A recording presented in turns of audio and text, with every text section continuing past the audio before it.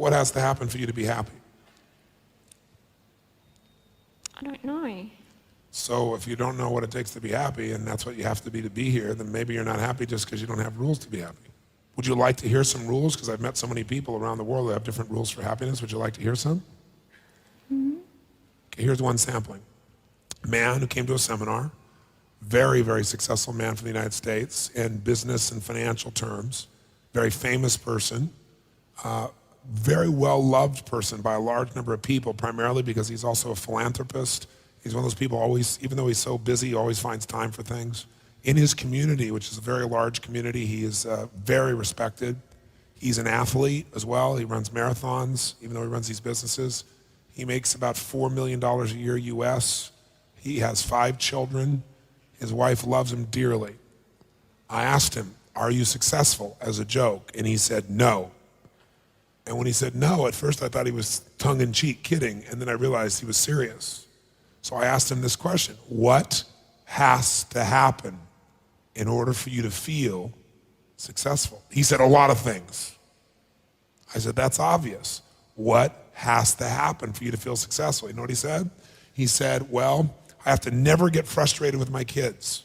And he's got 5 of them. What's his chance of getting frustrated? Is the law of averages going to be frustrated with one of them, yes or no? You better believe it. I said, okay, what else has to happen for you to feel successful? He says, I have to have 10% body fat, and I'm at 11. True story. What else has to happen for you to be successful? He said, I have to make at least $5 million a year. And he makes $4 million. He actually makes usually $6 million because he gets bonuses, but bonuses don't count. Because it's only the money that's absolutely guaranteed that counts. What else has to happen? He says, well, I have to be in a position that I don't travel so much, and his business requires it. So as you listen to this whole thing, here's a man who should be totally feeling successful, but most people stand up to feels miserable. Now, I asked another man in the room who everybody liked because he was the life of the party. He's just a crazy mofo. And I said, sir, I said, are you successful? And he stood up and he said, of course. And I said, what has to happen for you to know you're successful? He says, I have to wake up, stand up, look down, and see that I'm above ground.